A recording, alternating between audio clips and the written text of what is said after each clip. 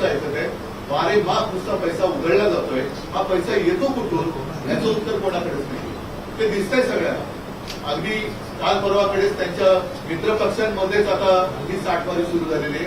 एकमेकावरती थाळी टाकून उघड उघड पैसे दाखवले जात आहेत, तरी सुद्धा सगळे चिडी चूप आहेत. तर हे भाजपचं भूतांड आहे आणि म्हणून मुंह में राम आणि बगल में अदानी असं यांचं भाजपचं एक हिंदुत्व आहे. त्या मुंह में राम आणि बगल में अदानी ह्या हिंदुत्वाला आम्ही तरी मान्यता देऊ शकत नाही.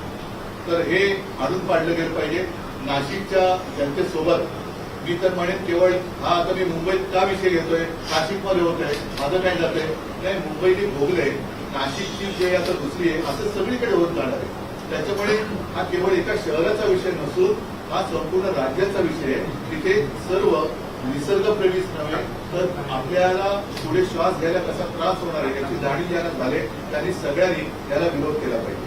परत एकदा सांगतो, आमचा विरोध हा कुंभमेळ्याला नाही, साधुग्रामला नाही, मात्र त्यासाठी जी हजारो झाडांची कत्तल हा शब्द मी वापरतोय, कत्तल करून सरकार आपल्या पदरी पुण्य पाडून घेण्याचा एक केविलवाणा प्रयत्न करण्याचा देखावा निर्माण करतोय, त्याला आमचा विरोध.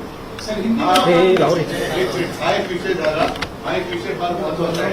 आणि दुसरा विषय हा राज्यसभेचा आहे, संसदेचं. आता त्याच्यामध्ये काही नोटीस आलेली आहे की त्यांनी नोटीस त्याच्यानी काय अधिसूचना काय म्हणायचं त्याला, म्हणजे त्याला काय म्हणतात अधिसूचना त्यांनी जारी केलेली आहे. आणि त्यानुसार यापुढे प्रोसिडिंग्स मध्ये हाऊसमध्ये त्यांनी म्हटलंय की there should be no thank you, Jai Hind किंवा वंदे मातरम. म्हणजे हे तर अनाथल्ली आहे. आजपर्यंत आम्ही भाजपचे जे काही सोबत होतो तो भाजप जिस देश में रहना होगा तो वंदे मातरम कहना होगा असं कंटाळून सांगायचं. आता हे वंदे मातरम म्हणायचं नाही, मग हे ज्यांनी केले तो पाकिस्तानमध्ये जाणार का, त्याला पाकिस्तानमध्ये पाठवणार का, हे भाजपच्या किंवा भाजपने हे सांगावं की ह्याच्यामध्ये तुमचं हिंदुत्व किंवा राष्ट्रप्रेम आहे का. हे एका बाजूला मी यांच्या हिंदुत्वाचा बुरखा फाडलेला आहे आणि दुसऱ्या बाजूला यांच्या राष्ट्रप्रेमाचा बुरखा सुद्धा मी फाडलेला आहे, कारण तो त्यांनी स्वतःहून फाडलेला, मी नाही फाडला. म्हणजे आपल्या सभागृहात वंदे मातरम म्हणायचं नाही की वंदे मातरम आपण राष्ट्रगीत त्याला 150 वर्ष झाली म्हणून आता नुकतंच आमच्या मोदीजींनी मोठं भाषण वगैरे कुठेतरी दिलं. त्या वंदे मातरमला म्हणजे हा ही काय मॅकलेची अवलाद ही भाजपमध्ये कुठून आली. वंदे मातरमला विरोध करणं ही मॅकलेची अवलाद ही मोदींना विचारलं पाहिजे की अवलाद तुमच्यामध्येच आहे की जी वंदे मातरमला विरोध करते. त्याच्यामुळे आमचे सर्व संसद जे खासदार आहेत ते आमच्या लोकसभेच्या आणि राज्यसभेत तर आमच्यात 2 आहेत, एक संजय राऊत आहेत आणि प्रियांका चतुर्वेदी आहेत.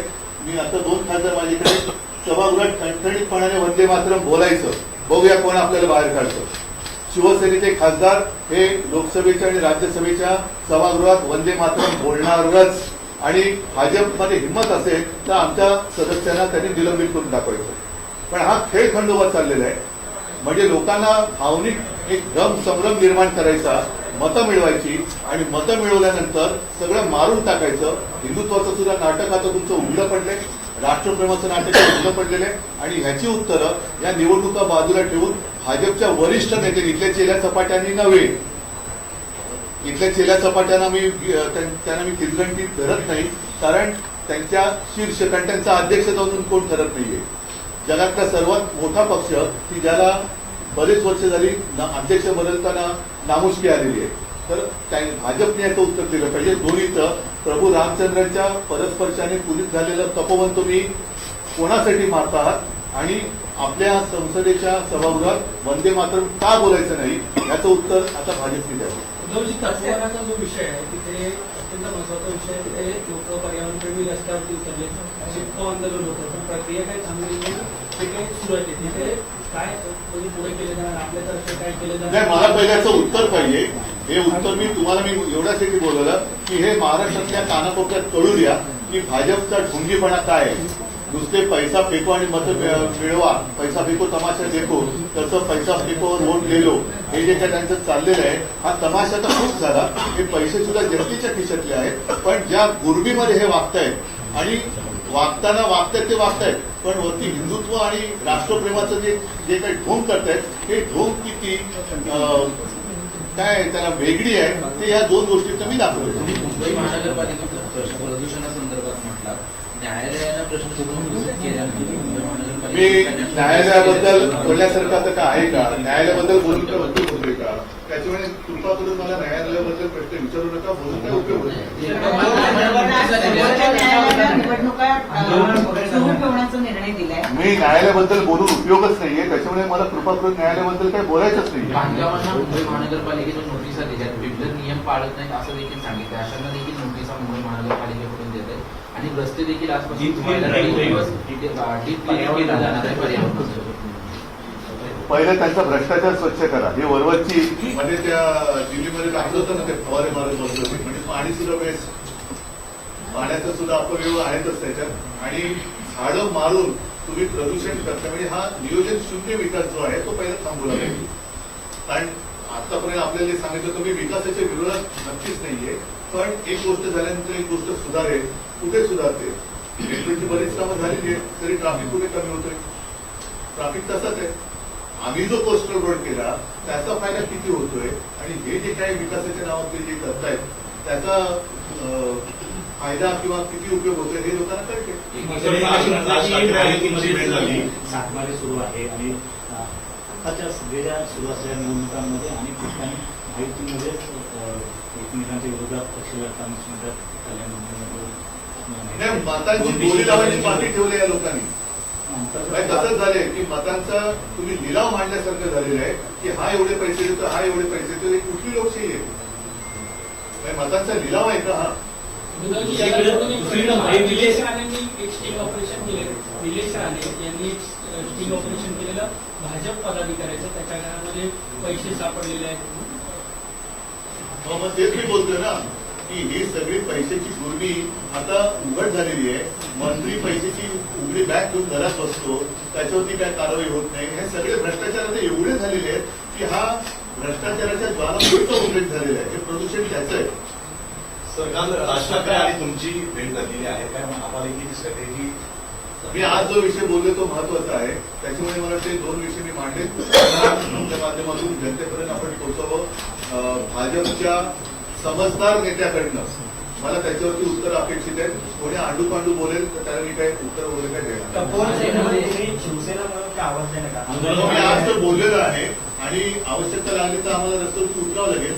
पण प्रत्येक वेळेला रस्त्यावरती उतरूनच जर काही न्याय मिळणार असेल तर निवडणुका घेऊच नका. रस्त्यावरती उतराने न्याय मिळवा असं एक तुमचं घोषवाक्य करा. नेशनल ग्रीन ट्रिब्यूनल जैसे भी संस्था है वहाँ पर भी आवाज उठा सकते हैं आप इसको इस तपोवन के विषय कुछ फायदा होने वाला है क्या? आज तक नहीं उठाया गया. आगे की जो बात मैंने की कई मतलब कितनी बार हमने कोशिश की, लेकिन ये मानने के लिए क्या चल रहा है? सिर्फ कॉन्ट्रैक्टर के लिए सब पेड़ भी काटो, सब काटो. अच्छा, तपोवन की जो मैंने बात की उसका टेंडर ही कल नीचा है म्यूनसिपालिटी का. वहाँ कन्वेंशन हॉल और सारी चीजें बनाने वाले हैं.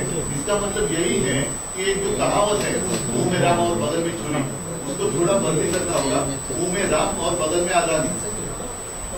Finance minister Ajit Pawar openly अपने बयान दे रहे हैं कि मेरे पास फंड्स है, आप मुझे वोट दो, मैं आपको फंड दूंगा. वही तो मैं कह रहा था.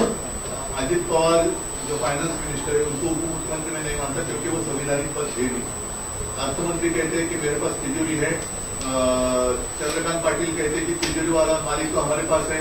दूसरा दाढ़ी वाला वो तो पूजा के बैठे दाढ़ी होती तो उसके हाथ में क्या है वही उसको पता नहीं चल रहा है. पैसे की इतनी मस्ती आज तक महाराष्ट्र ने कभी देखी नहीं. तो ये सब खेल चल रहा है और लोगों की जो व्यथा है वो समझने के लिए इनके पास समय नहीं है. प्रचार के लिए घूम रहे, हेलीकॉप्टर से घूम रहे, सब घूम रहे, वोट मांगने के लिए घूम रहे. लेकिन जिन्होंने वोट दिया है उनकी कुछ सुख तो है नहीं, दुख ही है, व्यथा है. उसके बारे में क्या है? मैं खुद जाकर आया, ये क्यों नहीं जा रहे? जैसे मैं जाकर किसानों में बैठा, इनमें से किसी की हिम्मत क्यों नहीं होती जाकर वहां बैठने की?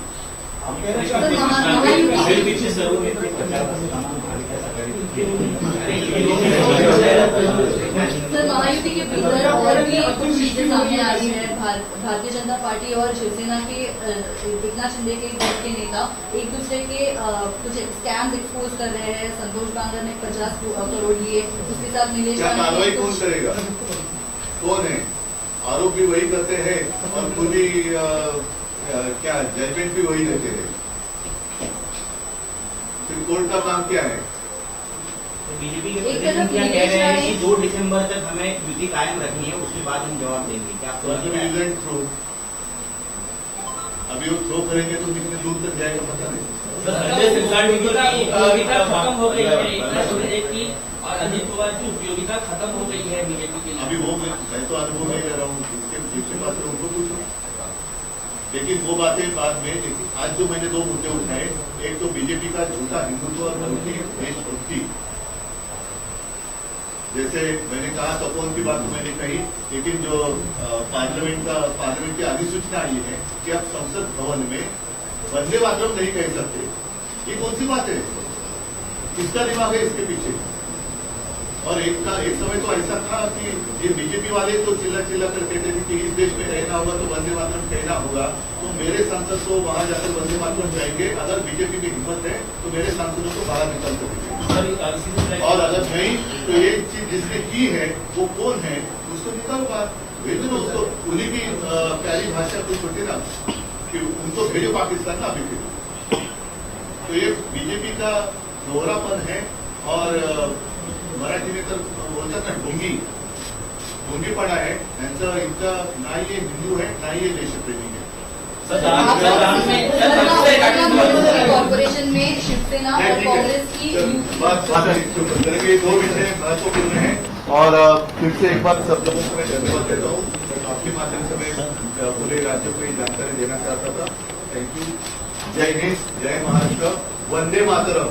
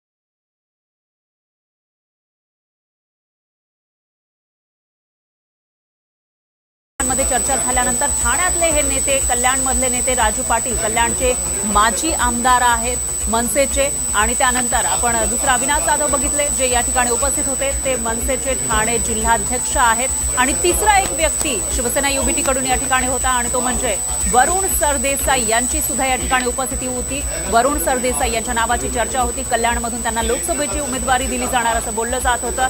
ठाणे कल्याणमध्ये शिंदेंना रोखण्यासाठी हे दोन्ही ठाकरे तयारी करतायत का असा सवाल या ठिकाणी उपस्थित झाला आहे।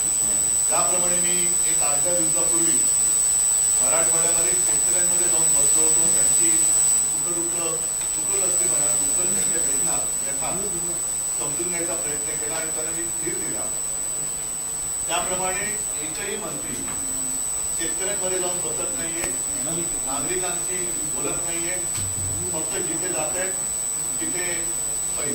शिड्या उघडल्या जातात आणि मतं मागितली जातात.